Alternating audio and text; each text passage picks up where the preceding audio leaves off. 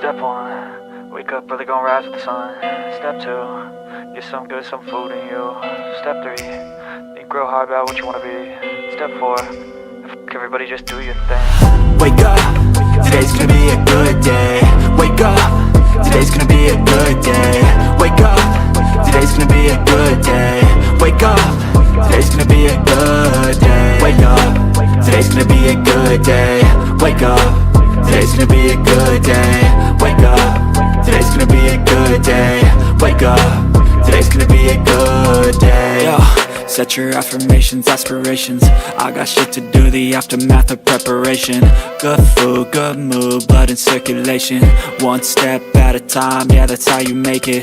Set a goal you control and the steps you take them. I try to pick one thought, have some concentration. And if I make a mistake, it's called education. I try to do this every day, call it replication. Wake up, today's gonna be a good day. Wake up, today's gonna be a good day. Wake up, today's gonna be a good day. Wake up, today's gonna be a good day. Wake up, today's gonna be a good day. Wake up, today's gonna be a good day. Wake up, today's gonna be a good day. Wake up, today's gonna be a good day. So life ain't easy, yo, I think there's a reason though. Ups and downs, just like every different season, yo. Sometimes I'm high, other times I'm barely breathing, though. I always gotta fight and hide from the demons, yo. Negative thoughts are poison, they rot. Head full of flies, so here come the clouds. They'll never stop unless I can swap all the bad for the good in my head when I'm lost. Yeah, so I'ma fake it till I make it. Positive thoughts are overtaken, I got patience. One day at a time is how you operate a cadence. A flow, you grow, you show yourself a foundation. Stay away from all the shit that causes temptation. I know that I like to do it cause it's sensation. I live my life in my head like a narration. Don't expect greatness, do my best, man, I'll take it. Wake up, today's gonna be a good day. Wake up, today's gonna be a good day. Wake up, today's gonna be a good day. Wake up, today's gonna be a good day. Wake up, today's gonna be a good day. Wake up, today's gonna be a good day. Wake up, today's gonna be a good day. Wake up, today's gonna be a good day. Wake up early, gonna rise with the sun. Step two, get some good, some food in you. Step three, think real hard about what you wanna be. Step four, everybody just do your thing.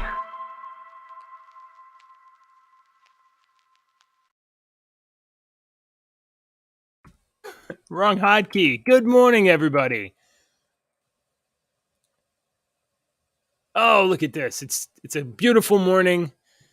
And we are here today. Is my mic on? My mic is on. Deke's not. So I ran into a couple of interesting stories this morning getting ready for the show, and I'm excited to talk about 1990s sci-fi coming back to 2020, whatever the hell we're at right now. 2022. So that's on the slate this morning. We got a couple of stories from Bleeding Fool and I think that's Bounding into Comics about classic 1990s science fiction being resurrected or reinterpreted. Are we not going to hate it? We're going to hate it? I don't know. I'm not going to be an asshole today. Sorry, I was not going to be an asshole today. I was I was pissed yesterday. I know. I'm not even Don't let that. I'm not even Don't let. if You gotta wash it off. Your brother's got to realize that that's just how fucking I am, man.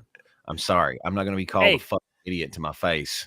I'm sorry. And my brother's the same way. I've gotten into fights with my brother too, but it doesn't mean I don't love you. It just means that goddamn it, you piss me off right then. So, and I'm not one of these people that. I'm sorry. I've just got to be. I'm not even turning. You're going to be shocked. I have never had a fight with my brother. Not once ever has there been this kind of conversation where things were said that hurt upset people. Never happened before. Is it? Thankfully, we have it on film. It can be chronicled for all eternity. Good morning, sir. I hope your morning today, your day today. Look at this. Look at this heart thing right here. Just look at this. Look at this. Think of your little girls. A girl. I don't know how many kids. How many girls do you have? You have how many? 3. How many girls? 3 girls. Yeah.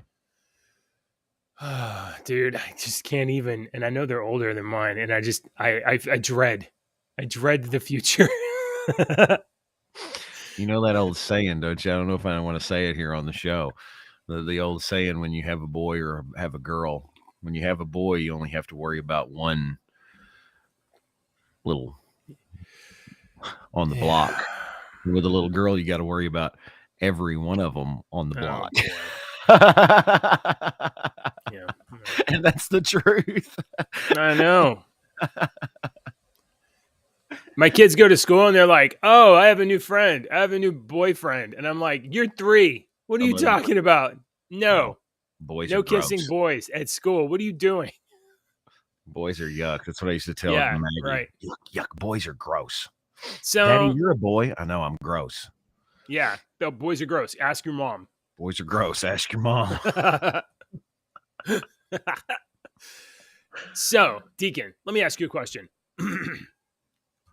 Think back, drift back your mind to the early 90s, the days of Nirvana and Pearl Jam and Can I the say something sci-fi. about? Yeah, sure. Real quick, Oh, can I sure. say something about Nirvana? Yeah. I said this the other day. They play that fucking song more now than they did in 1992. I told my son Alex, I was like, dude, they play "Smells Like Teen Spirit" more today than it did in 1992 when it came out and it was the biggest song in the world. They play it more today. I've heard it more in my 40s than I did in my teens and 20s.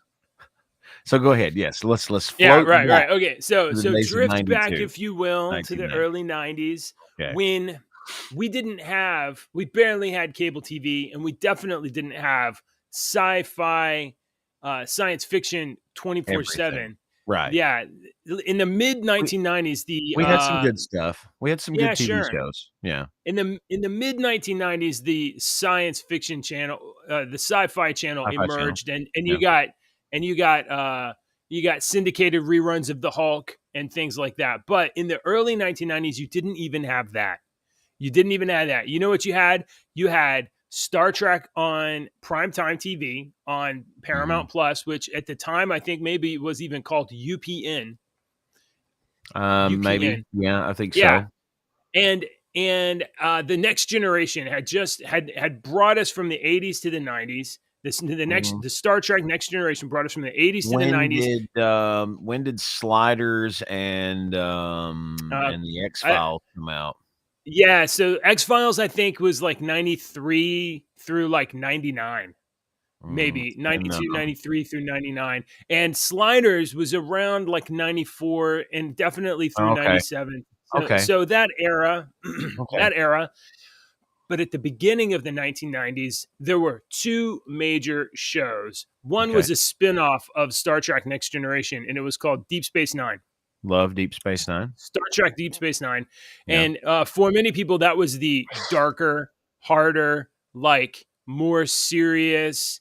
It was it was a Star Trek that to me, all of the different Star Trek shows have been about exploration, right? That's what Star Trek is about, exploration. It was always like Deep Space Nine was not about exploration. It was about the freaking space station, Deep Space Nine, and all the shit that goes on there. And that was what I found very interesting about it, is that they didn't explore. It was everybody coming in, you know. My phone's ringing. So in that same year, basically, in the same year that Star Trek Deep Space Nine, I think it was that same year, there was another show that was also about a space station, and it was called Babylon 5. Babylon 5 was planned from the beginning to be a 5-year show, a 5-year TV show.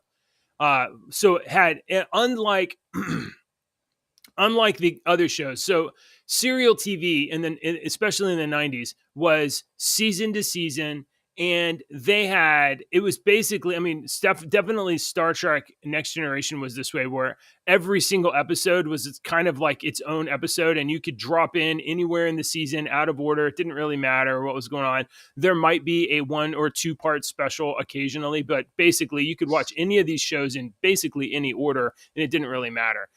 And what, starting Babylon 5? no, I'm talking about Star Trek. I'm talking prior to Babylon 5. Babylon 5 okay. is the first show that not only brought a season-long arc to, like, it planned out an entire season as a story, but it planned out the entire 5 seasons of the show. They were all planned out as one story. It brought long-form storytelling, truly long form, to the medium of TV episodic science fiction shows. So, I mean, it was really groundbreaking the way that it had different cultures, different alien species. I mean, it was a very similar concept to Deep Space Nine, and they basically launched at the same time. Deep Space Nine did it the Star Trek way, and Babylon 5 did it J. Michael Straczynski's way, which was one long story, one long, a bunch of different competing factions, some nebulous shadow force that was out there that was threatening everything. You had political ambitions on one side. You had war heroes. You had people struggling just to keep the peace. Babylon 5 was an amazing show. If you watch it now, and if you will set aside the very early CG, the CG doesn't hold up. But if you set that aside, it still very much is a very good show. It very much holds up. Well, did you ever watch Babylon 5? Were you into it? I watched it. Yeah, I watched it. It's been many, many years since I've watched it. Sorry, I was moderating. Yeah, you're doing stuff. They're making fun of you. Oh, that's fine. That's okay. Yeah, I know. I was just making sure. I know you don't give 2 shit. Yeah, I don't give a half a shit. J. Michael Straczynski calls on fans to help save his Babylon 5 reboot. So Babylon 5 ran for 5 years, and after Babylon 5, there was a 1-season show called Crusade that then got canceled. I didn't watch that. Yeah, the Crusade I liked Crusade, but I could totally see why it didn't get canceled. They had very good cast. It just didn't work. And now apparently after like more than 2 decades. Mm-hmm. It's been more than 2 decades. Yeah. Babylon 5, he is working on J. Michael Straczynski is working on a secret Babylon 5 reboot or a project or what have you. He announced this. He previously revealed some of it last year. I don't know how much. I haven't seen anything. And supposedly it's all done. It's like in the can and ready to release next year. But when it comes out, if there's not fanfare and support and like option of the show, then it will really struggle to probably even get renewed, because the deal has been done on the CW. If you recall, Deacon, CW has recently was acquired by Warner Media a couple years ago, which was in turn acquired by AT&T, which has in turn sold CW off. So CW is in like dire straits. So this is not good. A secretive new Babylon 5 project featuring all surviving members of the cast.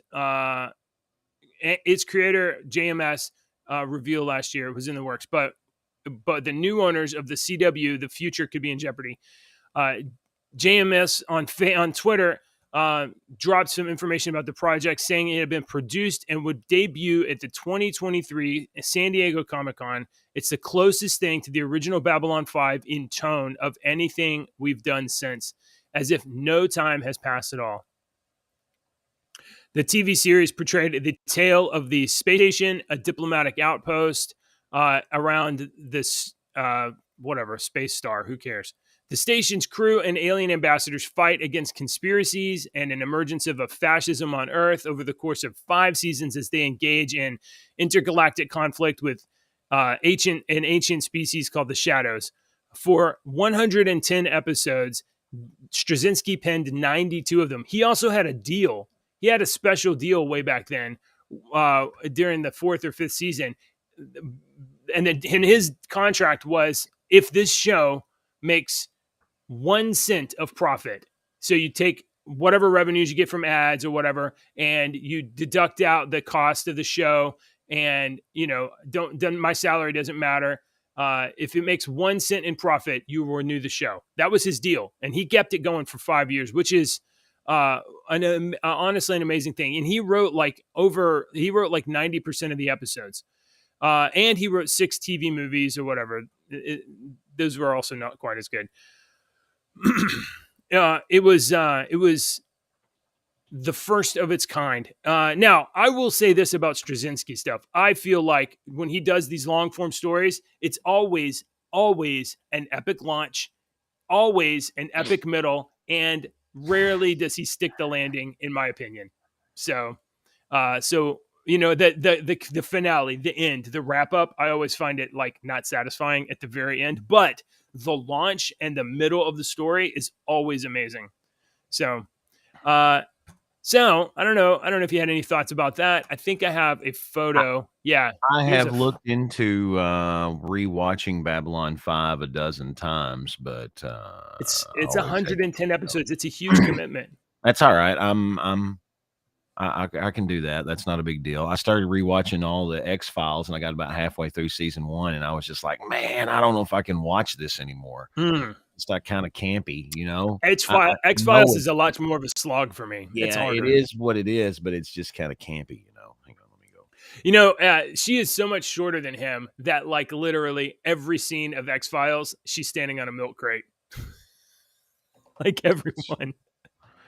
Or they dig a ditch and he's standing in a ditch so that their eye lines. Who are you talking about? Oh. I'm talking about X-Files. That David Duchovny and what's her name? Like he's like 6'4" and she's like 4'10". Oh, whatever. Yeah. So any shot where their eye line is like this, anyway, that's pretty. Never mind. Or their eye line is. Yeah. Otherwise, it'd be like, yeah, what's up, other FBI agent? So I'm kind of wondering, because I watched, I've watched like the half of the first season of the X-Files again, and it's good, but it's just since the X-Files, there have been a multitude of shows that have been very similar to the X-Files, right? The X-Files was the grandfather. Supernatural. Yeah, so you've watched all these shows over the past 20, 30 years now that have been similar to the X-Files, and you go back to watch the original X-Files, and you're like, oh, it's this old story again, this episode. Yeah. This episode's going to be about this, so it's kind of campy, but I'm trying to get through that and realize, okay, this was the 90s. So I'm kind of wondering, is Babylon 5, if you go back and watch it, is it going to hold up? I know the stories will, because I can go back and watch The Next Generation and still just love The Next Generation, even though it is kind of, hokey compared to some of the Star Trek stories that you're getting now. But I wonder if Babylon 5 would hold up. If I went back and rewatched it, it would catch my. I feel like if you can forgive the CGI. Which back then, that's the big thing. That's honestly, because it's a space show and you have a space station and you have you guys struggle to crank out these frames, but that's what I mean. You nailed it right there. I think that's what it is. If you can get around the CGI of the day, then you can. I'm a little spoiled with stuff today. How much would it be to do a remastered CGI? I mean, back then they literally had to buy these massive, because it was 1990 to do computer graphics back then. They had to buy these massive computers, and then they had to render for days at a time to just get a couple of frames. Yeah, George Lucas and them just created it. The tech didn't exist. They just made it. So if you didn't have it, you just. What do you want it to do? We'll make it. For Babylon 5 to stay on schedule and production and to make the shots work at all, they had to work very, very, very hard back then just to get the little bit of CGI that they had. Yeah. And honestly, you could probably do for like $2 million, you could probably redo all of the shots for the entire series on somebody's laptop today. You know, you could get like a fan initiative or whatever. You could do like, you could probably spend a very little bit of money and just redo all those shots and insert them into the show and modernize that part of it. Have you noticed how I used to love special effects in movies when I was younger, and there was a real big guy back in the day, Rick Baker, and he Okay, still may yeah. have like a studio. You probably heard of him before. He's won Oh all yeah. he did everything. Rick Baker. He was a Stan Winston, like a Yep. Yep. devotee or disciple or whatever, Yeah, apprentice. he did everything. And have you noticed how when CGI really took hold in the 90s and going through the 2000s and whatnot, that it went strong for about 20 years, 25 years, it seems, that now we're getting back to I'm trying to remember, it was some TV show that was not that long ago that came out that I watched, and I remember reading a review. It was this year, reading a review about this TV show, and the review was talking about how refreshing it was to see characters in special effects instead of Physical. everything Yeah. being CGI. And I remember reading that thinking, man, that's funny how shit comes full circle, because it used to be all the special effects, and then we went completely almost all CGI, where you didn't have any kind of mask special effect. And now we're coming back to special effects now that these kids, you know, they're not even kids anymore, they're full grown adults, Right. have never been around. They didn't grow up with the movies like that, you know. Me and you're used to watching those movies from the 80s that had those silly. Oh my God. I don't know why, but the first thing I think of is Swamp Thing. Yeah. Yeah, Swamp Thing. Yes. Yeah. So now if you did that, you're having special effects that aren't that cheesy, man. So that was one of my favorite shows, was Face Off. Was it called Face Off? That's the one. That's the movie with Travolta No, and Nick Cage. but there was a TV show. I don't remember what the TV show was called now, where they did special effects artists did. Yeah. They had like a yeah. That I love that reality show. I would watch every season over again right now. Well, I hopefully so regarding Babylon 5, if this thing can come through and it can be a modern, like just like it was, but you know, current, and I'm not talking about like agenda storytelling. I'm talking about just Straczynski do the same thing you always do, tell character driven stories across, you know, whatever. I would be so into it. The real danger here is that Warner Brothers gets to make the decision on the property, and Warner Brothers has sold a huge portion of its assets off to Next Something Media. So CW, so the CW integrated part of it, it really could get canceled before it even launches, based entirely on nothing at all to do with Babylon 5 and everything to do with just, you know, business finances. So I hope it makes it, because like, I don't know. I'm on the one hand, I honestly want to see new IP, just entirely new stuff. Like, forget about the past. Don't do Back to the Future 6. You can hint at the past, but no more Star Wars stuff. Like, you know what I mean? Like, to let the old properties go and be creative. But on the other hand, if anything's going to come back, bring back Babylon 5. I want to see another series of Babylon 5 because it was amazing. I loved Babylon 5. 20 years have passed. 25 years have passed. Tell that story now. Yeah. Yeah. It's really not something that has been mined perpetually for the last 2 decades. Right. Unlike Star Wars and Star Trek and, you know, all these other ones where they just keep cranking out toys and, you know, garbage media. So I'm down for that. Okay, so we got another one though. What did I do with it? Oh my gosh, what did I do with it? I must have deleted it. So that's not the only 1990s sci-fi show that that is coming back to the future. Struggled to come up with a title for this episode. I think yeah. Here we go. Deacon, did you, or more likely, did your mom ever watch Did you ever watch Quantum Leap? Quantum Leap? Hell yeah, I watched Quantum Leap. My mom. I think it was my mom. You're right. I think that's hilarious because it was Scott Bakula. This But is it your was- mom's Sci-Fi. This is Yeah. Sci-Fi. It's a sci-fi show, but your moms would watch this. Yeah. And honestly, I think it was. I don't know. Dad didn't watch a lot of TV. Yeah. But I remember watching this a lot as a kid, not just like Yeah. I've seen a couple of episodes. This was like I watched it every week, not knowing what was going on. I knew that like he jumped and stuff and Yeah. whatnot. And that was the part that I always remember is that I wanted to see what at the very end of the episode when he jumped, it would show Are we you finally going to go to the future?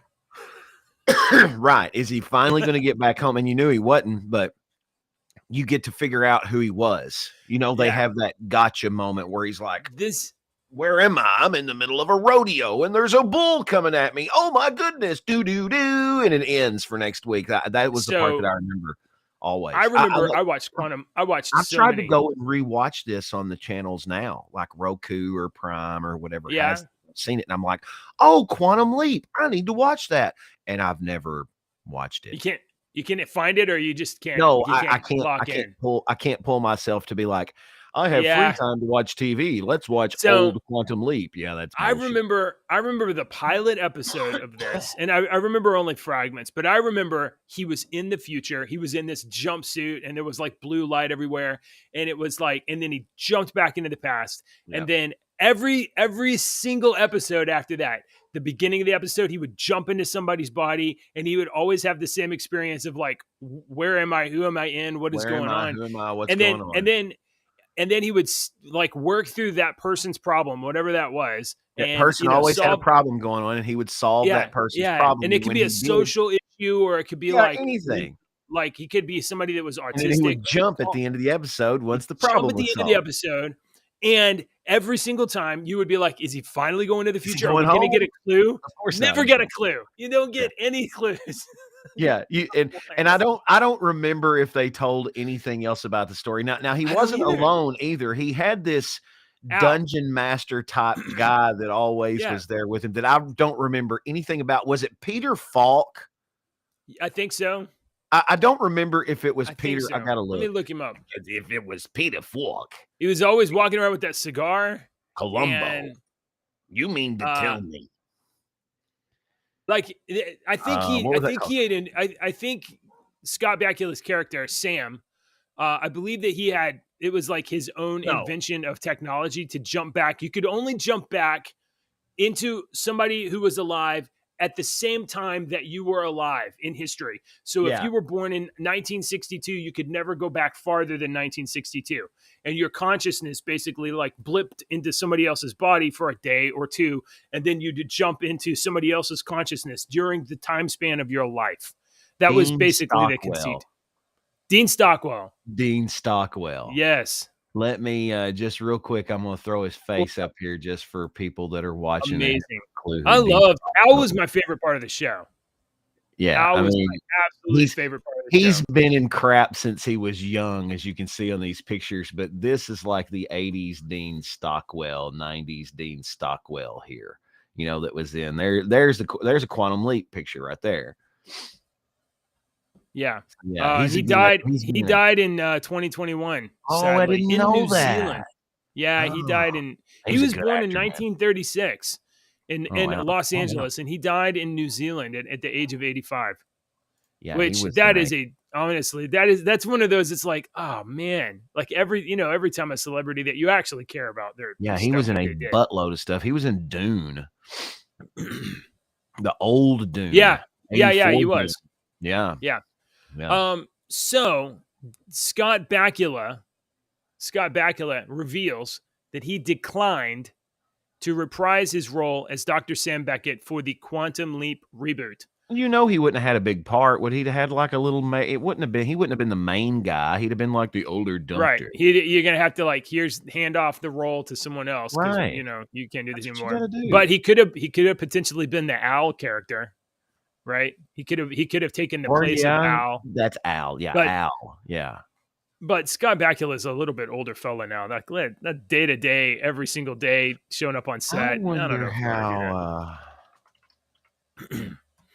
But it looks like he's not what even he doing a looks like. cameo. So, he was on Star Trek Enterprise also as the captain. So after months of speculation as to whether or not he'd be which I liked Enterprise, as to whether or not he'd be joining the Sci-Fi classic and making the leap back to TV, Scott Bakula revealed that though he was offered a chance, he passed on the opportunity to reprise the role of Dr. Sam Beckett in the reboot.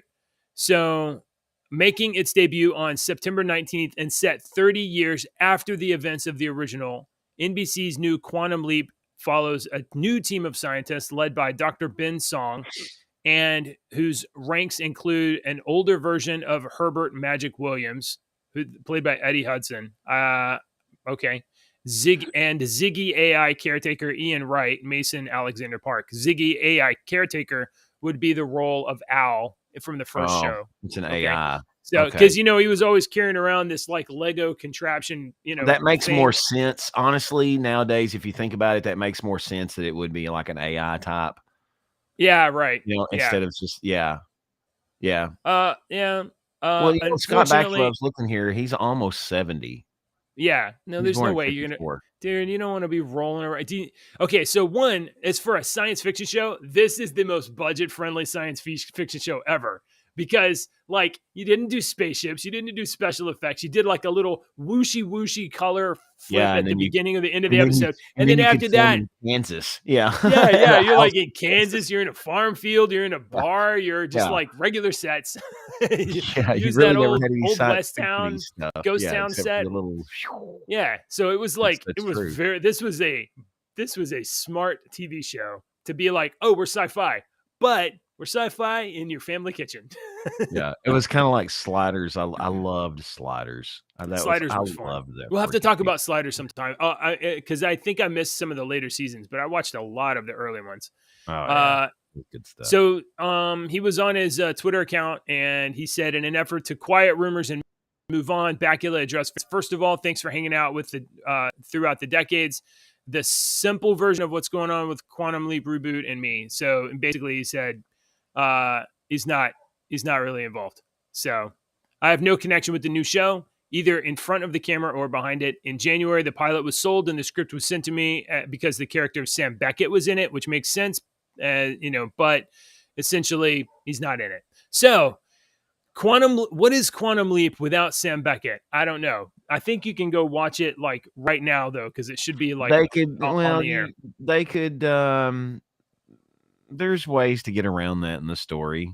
I mean, you could still give homage to Dr. Sam Beckett with one sentence. I mean, you could do it with one sentence if you wanted to, and still be kind of cool about it. You could be like, based on the work of honestly, you wouldn't even have to say anything if you honestly wanted to. Pan a shot of going into the very opening shot of going into the building, and the building could be called the Dr. Sam Beckett Memorial Institution of Smart Fucking People, and then you're like, oh, that's cool. And they don't even have to say a freaking word. I mean, they did that with Scott Bakula as you pan through the hallway or something in a white coat, and that's it. So, so this picture right here really gets me, because I look at this and I see, oh, you saw this in the pilot episode, and you saw this like every week. You saw this like bright, out of focus light, blurry, whatever, and then he'd change positions or whatever. Yeah. And then this is obviously the modern version. Yeah. And the only thing I can think is like, why would you update this and make it look worse? Oh, no, I think, that picture might kind of, but it looks like it's going to be one of those that kind of spreads. They're doing like the mystique thing, like, oh, my face is turning into somebody else's face. I'm like, well, okay. Yeah, I want to see what it looks like when he jumps before I see if I can find one little. Let me see if I can find a new Quantum Leap clip. Anyway, so cool. Quantum Leap is coming back, or is back, and next year Babylon 5 back. Yeah, like it September 19th. So like you could go watch this pilot episode. Where's it airing on? It's NBC. So what is that? Peacock TV or something like that. Thing. I can check my Plex when I get home. My buddy may have already gotten it. Let me see if I can play the trailer. Maybe there's a trailer. Let me see if we can get copyright strike. That'll be awesome. Not a strike. They'll just give me a warning, or they'll be like, "You're not allowed to play this." Here we go. I know every time I say something about this show, my daughter's like, "You're going to get in trouble." My oldest, you're like, I'm not. We've already gotten in trouble like 4 times. It's not a big deal to us. We don't care if we get in trouble. Yeah, well, here we go. Quantum Leap official trailer, NBC. This is fair use. We are. Hang on. Can you do something for real? I got to talk right now. Yeah. Just a minute or so. Okay, so we'll come back to that for just a moment. I do have this other news story that is Looney Tunes, but we'll have to. I really want to dig into that, so let's check out. We'll skip over to this one for a second. So, guys, if you haven't already, let me do. Where's it at? There it is. We talked before about Andor coming to Disney Plus pretty soon, and apparently Diego Luna has said, quote, "For me, this is it. It's a beautiful journey now that I have 24 episodes, 24 short films to tell the story of Cassian, where it comes from and how he got to be the man we met in Rogue One." Essentially, Diego Luna is saying, I'm playing it for these 24 episodes, and I'm not coming back. To me, making his return in the Star Wars galaxy the first time since 2016, Andor had to be a finite series with a defined beginning and an ending. So this is not going to be one that drags out. And now it may spawn, like, if it's popular, anything that's popular could spawn like spin-off series following other characters or whatever. But essentially, Diego Luna is saying that, like, we did the movie and his character died in the movie. The story of Andor takes place before Rogue One, and so you follow him throughout the series, and then ultimately we already know that his character dies. So Diego Luna is confirming that he will not be back to play Cassian again following this series. To me, I learned in my life that it's about living in the present, about enjoying what you're doing. And for the sake of my mental health and clarity, I would say things need to have a beginning and an end for me to understand them and enjoy the ride. Until today, I can tell you I haven't gone into a project with that ambition of hoping that it would last longer or go somewhere else than what I have in front of me. So very good. That's a good attitude to live in the present, to be honest. I missed that story. Asked if he might reprise the character in yet another prequel, Luna answered, "No, impossible. It would have to be someone else, man. I'm not getting any younger, so it definitely would have to be someone else." So anyway, so the Andor series is coming soon, and I don't know. Oh, actually, Andor is available to stream today. You can start streaming today. You can do a double feature, Deke. You could watch series of Andor, watch the first series of Andor, and then you could, since you're already on Disney Plus, catch up on She-Hulk. I'm gonna watch She-Hulk. No, cut you up. Just so you won't have that joke anymore. I'm one of these people that I'm looking forward to this Andor. Well, no, Andor is still about the Rebel. Rogue One. It's the Rogue One prequel. Yeah, and I liked that kind of stuff. But yeah, I liked Rogue One for a little silly, dumb reason, because I'm a nerd and a geek. And a long time ago, we play role-playing games. Dungeons and Dragons, a role-playing game, tabletop role-playing game. And we played Star Wars back in the 20 years ago or whatnot. And my buddy who ran the game, he was like the game master, the storyteller. His story was, by the end of our mission that we played for a long time, we were the ones that had the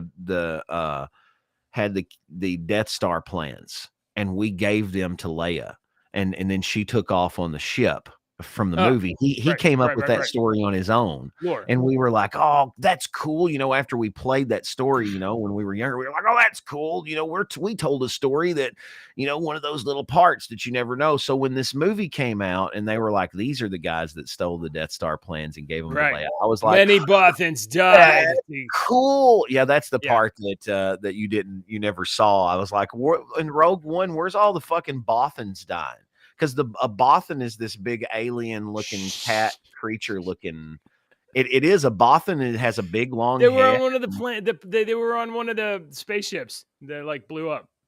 Spaceship. Sure. Oh, I think that is that right? Did that happen in the movie? Know. I never saw a Bothan. I honestly thought Bothans were just like some people. Some human people. No. You gonna look it up? No, I've got to show you a picture of what a Bothan looks like so that you've seen them in Star. I don't know. Are you a big Star Wars fan? I'm a huge Star Wars fan. I mean, I'm original Star Wars fan. Oh, that dude, was there one of those dudes in the movie? That's what I'm doing. Well, Catman.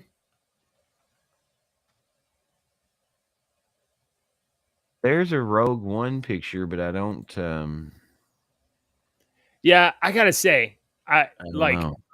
Like, I don't remember one of those being in Rogue One, and I am 100% okay with not seeing a giant cat dude in that movie because that movie was like gritty and like humans, no Jedi, no space wizards, no whatever. It was just like some humans fighting some other humans and just struggling to like turn this damn super laser off before people die.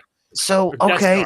So that's what I think it was a Death Star. Yeah, see, that's what I'm getting at. That's what I'm really looking forward to with that Takiti Wakiki guy, because he basically said that. He basically said, hey, man, there's a lot of cool stuff in the Star Wars universe that don't deal with Jedis and Sith and the Rebel Alliance and stuff like that. So, I mean, yeah, that would be a cool story about some freaking smugglers. Or, I mean, did you watch, on the Boba Fett, what was it, the Boba Fett or the Mandalorian when they go to the town with Cobb Vanth was in the town and it was I like that Western. Episode. That was a Western, dude. I would love to see. No, the first season of Mandalorian, the entire first season of The Mandalorian was a Western. And I would love to see a Star Wars TV show about that again, about anything, and make it a space Western. And I don't give two shits about the Force. I don't want the Force in it. Some of the best Clone Wars episodes to me were the ones that were completely about the clones and had nothing to do with the damn Jedi or anything like that. With the overall I think you're story. deeper down the well than I am, especially on that end of it. Because, like, I don't know. I'm down to watch Andor because I'm down to watch like an action sci-fi show about humans and humans like doing something, and like it's like it seems like it's not quite a heist movie, but it's got a lot of heist movie elements that Rogue One did, and which is like a small crew comes up with a plan, and then they have to execute the plan, and then things go awry, and then you know what I mean? So like I love heist movies, and Rogue One had a lot of, it basically was a heist movie. It was like a space heist movie. So I like that, and I'm hoping that Andor will have a lot of those same elements, which is like science fiction, small crew, plan to overcome the enemy, things go wrong, and then they struggle to get through it, and then maybe they get through, maybe they don't. And the great thing about Rogue One is like they all died. They succeeded, but they paid a price. They paid the ultimate price. I love that too. I really like that part of the story. No, honestly, Rogue One is my favorite Star Wars movie, certainly modern.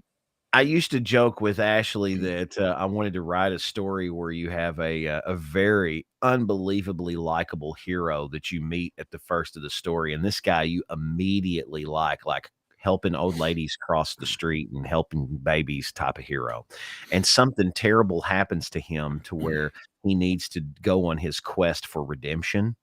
And then when he goes on he starts his quest, and you're really rooting for him, and you're going behind him, and he gets to his first obstacle and he fails and dies, and it's the end of the story. She's like, everybody would hate that story. I'm like, yeah, but the fucking good guy doesn't always win, you know. Or if he wins, it's like you said in Rogue One, they accomplished their mission, but they didn't live the happily Right. ever after. They died, and that was I like that. Oh, I haven't turned on the chat. RIP Fives. What is that? Is that Rip Babylon Fives? Is that what that is? Rip Fives? Not sure. No, the Fives is from Clone Wars. Oh, is it? Oh, okay. That's one of the clones. They all had numbers. I never. Yeah, You yeah. know, and he was 5555. Yeah, So they called him Five. I understand. People love Clone Wars, and for some people that is the bee's knees, and I get it. But like, I tried to watch, and I'm just like, I can't. It's hard to get through the very first of it, but once I'm serious. Once it's like Supernatural. If you can get through the first season, it gets a lot freaking better. And the Clone Wars does, because those clones, they all look alike and sound alike. So the way that they differentiate themselves and are unique is with haircuts and their names. And it's really interesting when you come across, because every one of them has a different haircut. And whoever it was that they're slightly different color stripes and whatever, right? Yeah, depending on what they're. Yeah, well, that's to visually help you tell which one's on screen. Yeah. Okay. Yeah, because Rex is blue. So I don't know if you're going to watch it, but I'm going to watch Andor somehow, some way, and I'll try to have some opinions about it tomorrow. Okay, I'll watch it. Yeah, I'll watch it today. Right. Now, I got one more news story, and then we can go. And by the way, I scrubbed real quick through the trailer. It looks boring as hell, so I'm not going to play it. You didn't have any political conversations today. Thank you, there's not really a whole lot going on. We got Stacey Abrams losing hilariously. She's like down 11 points. She's getting lower support than generic Democrat in a recent poll, so that was pretty funny. But did you see the Democrats are patting themselves on the back for helping those migrants? Yeah, right. And today they were there for 24 hours. They got immediately deported. Get these migrants out of here. We're gonna help them get out of here. I was reading. I think I've got it on Twitter. I'll send to you. I was reading. This guy was like, I live in Martha's Vineyard, and I'm privy to. I'm in a lot of these Facebook groups from those people that live there. I sent you that a couple days ago, right? Did you send that? Did you the one that sent that? I sent you a Twitter thread of screenshots. Maybe that's what it was. Facebook group in Martha's Vineyard, and people are like, "Can we help these people? And maybe they should go somewhere else." I'm glad the trash is gone. We don't have any housing. Backyard for very long. There's like unlimited B&Bs in your area. What do you mean you don't have housing? Today the liberals are throwing out, and you're going to see they're kind of patting themselves on the back. They're saying, "Oh, DeSantis, you want to send a bunch of migrants or illegals to Lawyer Island? Well, we're already filing suit against you." Okay, good luck. Good luck. With that. DeSantis. I said this yesterday. Did I not put it in the? I don't know if I put it in here. Yes, Delaware. Let me put this one up. I would see you open the door, and now I have to cover this. It's required. Okay. It's required. Deacon, as you know, I celebrated the arrival of migrants to Martha's Vineyard. I thought that was great. And then live on the air, I broke the news that Kamala Harris had a couple buses of migrants at her house. Right. And I was like, this is amazing. The next place they should go is Delaware. Well, I guess Ron DeSantis is listening to me, because DeSantis apparently is sending a new plane of migrants to Biden's summer home in Delaware. Is Ron one of our people that watched the show? Thanks, Ron. Yeah. Hey, Gov. DeSantis 2024. Be at the top of the ticket. Be on the bottom of the ticket. I don't care. Get on there, because this dude is amazing. President Biden made light of the potential arrival of immigrants at an airport near his summer White House in Delaware on Tuesday by sarcastically inviting Florida Ron DeSantis to the area. You should come visit. We got a beautiful shoreline. So at a tiny airport just outside Georgetown, Delaware, less than 20 miles from Rehoboth Beach, where Biden and First Lady Jill bought a $2.7 million vacation home. Wow. Public service can be really profitable. Do you know that? It is. 50 years. Like 50 years in the in government service, and this young buck can afford a multi-million-dollar home. That is just inspiring. That's the American dream. You don't think that Hunter was helping him pay mortgage on that, do you? No, he's a good boy. Yeah, get a little, He little he was little probably cash. Hunter's a very hard worker. He's always had like Yeah. 3 or 4 jobs from what I've understood. Like he's always like working all the time. I Got mean, his head in the some people just love to get up and do crack at dawn. So, and get really going. And by And, crack, you mean study math, right? uh, Right, uh, study math. yeah, he The definitely Biden has done. the Biden He's done some math. you can He's look really good at fractions, like 10%. Like not he's everybody really can good be at like, here's $5 fractions. million. Let's do 10% of it for some big guy. He's really Not good. everybody can do that, or not everybody could do like, here's $80,000 a month. So let's take 10% and make sure it goes for one big guy, and know what that figure would be. He can do that stuff in his head. It's amazing. You can look at certain people and tell that they are, and this is the truth. You can look at certain people and tell that person's probably a little smarter than me, or that person's probably an academic. You can look at Joe Biden, and I mean, he just exudes IQ and higher academia. I mean, we are so fortunate thinks on a level differently than we do. Yeah, he definitely thinks on a level differently than people that don't do things to children.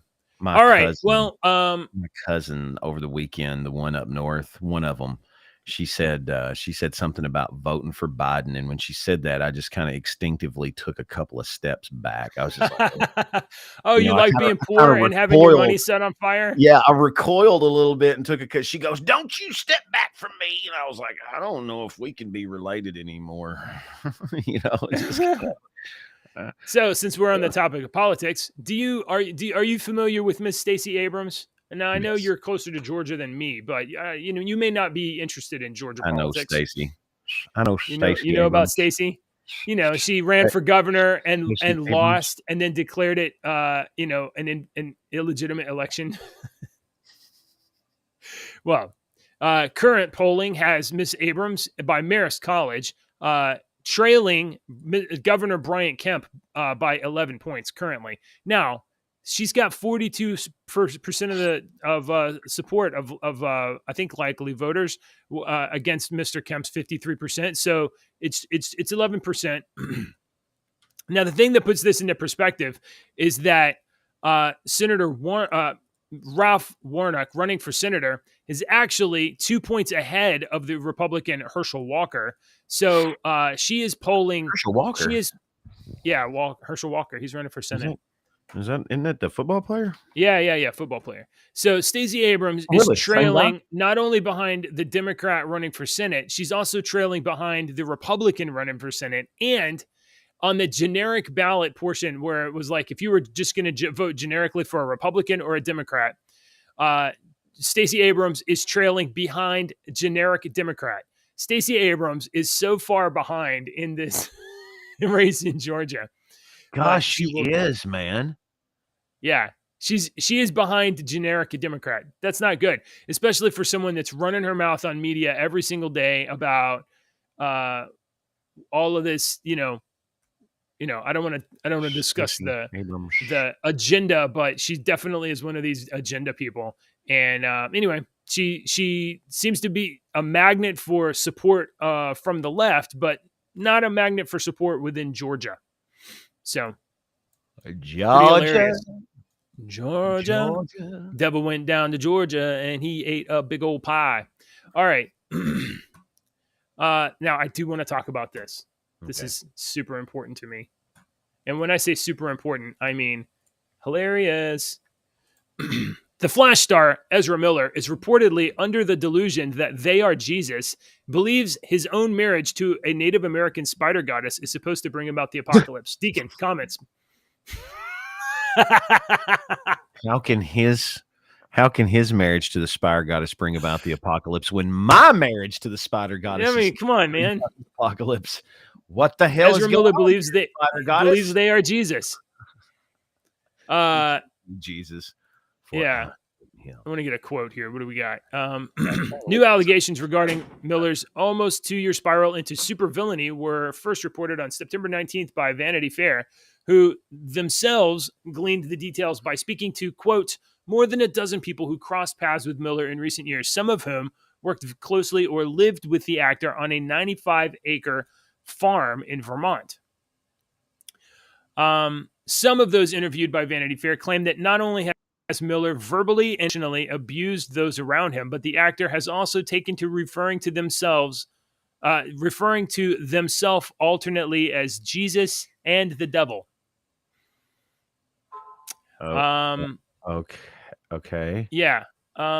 Let's see. I want to know about the Spider Queen, Spider Goddess. What's up with the Spider Goddess? I'd like to know that too. Someone named Bear was telling Ezra that he wasn't part of the movement. He was the movement, and he was the next Messiah, and that the Freemasons were sending out demons to kill him. Makes sense. I mean, nobody trusts Freemasons. Of course they would send demons out to kill you. And he talked about the metaverse and the medicine and how they're the Messiah and what his work is here. And they say their spiritual practice is to be among the people, which means to party. You got to party with the people. So when in Iceland, he was out nonstop, and his favorite, Mr. Bear person. I have to correct you, Mr. Bear person. You are not allowed to say his favorite were raves. That is misgendering. It is their favorite were raves. So I'm going to retroactively correct Mr. Bear here. Their favorite were raves, where they'd go on benders for 2 or 3 days at a time. Ezra Miller is totally crazy, and I don't know why the Flash movie hasn't been canceled in advance. Why are they not doing this? Warner Brothers is tied to this guy like a millstone around your neck. It's almost like they can't get out. They are a lunatic. Oh, here we go. Ezra contract or something. He's got him by the balls somehow. So one source informed Vanity Fair, quote, Ezra is Jesus and Dakota is an apocalyptic Native American spider goddess, and their union is supposed to bring about the apocalypse. And that's the real reason everyone is so opposed to them being together. Dakota Iron Eyes, the young woman who was possibly kidnapped and living in a cult with Ezra Miller. So yeah. So Ezra Miller has got Dakota on his farm and wants to marry her so that he can bring about the apocalypse. Any further thoughts on that issue? I personally am opposed to apocalypsing. Well, I have personally lived through many apocalyptic events. I mean, me and you have lived through many. 2000, Y2K, we've lived through the 2012 for sure stuff. We've lived through COVID. We've lived through SARS, the bird flu, the cow flu, the goat flu, the donkey flu, the chicken flu. Every year it was. Remember, every year we had some apocalyptic event that was going to come through and kill us. So, I mean, our whole lifetimes have been nothing but apocalyptic events that were going to kill us. We're going to nuke ourselves. Earthquake is going to get us. I don't know if you got that, but I live on the New Madrid Fault. I live very close to the New Madrid Fault. So if the New Madrid Fault ever decides to shake again as bad as it did in the early 1800s, we're all going to die. I will not be broadcasting that day. I don't know if you remember this apocalypse, but it was probably like 10 years ago. There was a writer's strike, and for like 3 months, we couldn't have any new TV or movies written. Yep. So they had to just like it was straight improv. Or that was the death of a couple of favorite shows of mine. My Name is Earl. The reason that show was dead is because of the writer's strike. Yeah. You can go back and watch those shows that you watched during the writer's strike and see when it happened, because it went terrible. Like watching The Office, you can see when they went on the writer's strike. Right. Terrible. Yeah, where the jokes went from mildly funny to the not overall funny. Plot lines went down the drain. All right. Well, not everybody can write. So If Mr. Miller is going to herald in an apocalypse, at least do it with style, dude. You've already seen Ghostbusters 1984. That's how you do an apocalypse. You know what I mean? Don't come in with some weak sauce apocalypse. I want to see something like I want to see the sky on fire. I want to see monsters crawling out of the deep. Yikes. I want to Okay. see the sun go down everywhere and just darkness. And at the same time, I want to see somehow at the same time I want daylight everywhere. We did both have darkness and daylight. Can you do that? Pull off a real apocalypse if you're so hard, Ezra Miller. Oh, you're challenging Ezra Miller to his apocalypse? Yes. I was wondering Yes. what you were talking Come on, about. Ezra. Don't be a sissy, dude. Yeah. Or dudette. Or what's the gender neutral version of dude? No, dude is like a whale penis, so you can call people dude. They don't care what they are. What's up, dude? Cool. You can What's call up, people dude? whale penis, or Can just you, call them whale penis. Just say, "What's up, whale penis?" Don't bring that soft shit. Isn't that what dude means? Don't I thought listen it to means Daddy. something like that. Don't listen to Daddy. I'm not Dad. Thank you for not listening. Oh, whoops! I forgot. I'm not looking at the screen. I didn't know your daughter was sitting. Oh, sorry. Yeah, just don't bring that soft stuff. All right. Well, that's really all I got this morning. I don't know if there's anything else. There's some mild political stuff, but like nothing that we can't just get into tomorrow. The Stacey Abrams thing, that was hilarious. She's a loser. All right. Tired. My coffee's not working. Grunt. Do you know Grunt? Hello, Grunt. Hello, Jeremy. Hello, Jordan. Hello, Manuel. Manuel Rosario. And we have a Grunt. Check this out. A Grunt says, that's when David Letterman grew a glorious beard. David Letterman's beard is legit. Have you seen David Letterman's beard since he went off? David Letterman's beard is glorious. Have you seen that show that he's got on? No, you haven't because you don't watch Netflix. You don't have Netflix. He's got this show. I have seen one or two. Yeah, I've watched a couple of them, and he's got one with Ryan Reynolds. I told you I've got like a crush on Ryan Reynolds. I watched and everybody else. No, I watched the one with Ryan Reynolds, and him and Dave are making pizzas in his house. And just like a little, and I love that because I love those little pizzas like that. But they were talking. It was a great conversation. If you probably haven't watched this either. Driving with it's like comedians and coffee and cars or something like that with Jerry Seinfeld. Yeah. I've seen a couple of those. Ashley and I've watched almost every one of those. Those are so freaking wonderful. So, and I like those David Letterman ones. They just promoted the Obama one so much that I was just like, I ain't watching this crap. I might be misremembering, but I think I watched the David Letterman one where he talked to Norm Macdonald, but I'm not sure. That one would be good. If it wasn't that, then it was some other thing. But I swear I thought it was talking to Norm Macdonald. But Norm Macdonald was the king, man. God rest his soul. He was an amazing man. Yep. All right. I like the Velveteen That's all I got Rabbit today. To recap, the 1990s are coming back in glorious style. I don't know. The 1990s are as far away now as the 1950s were in the 1980s. Okay. My kids gave me a meme one day. It was a couple of years ago, and they were saying the meme said when Marty McFly went back now would be the same as us going back to the 90s.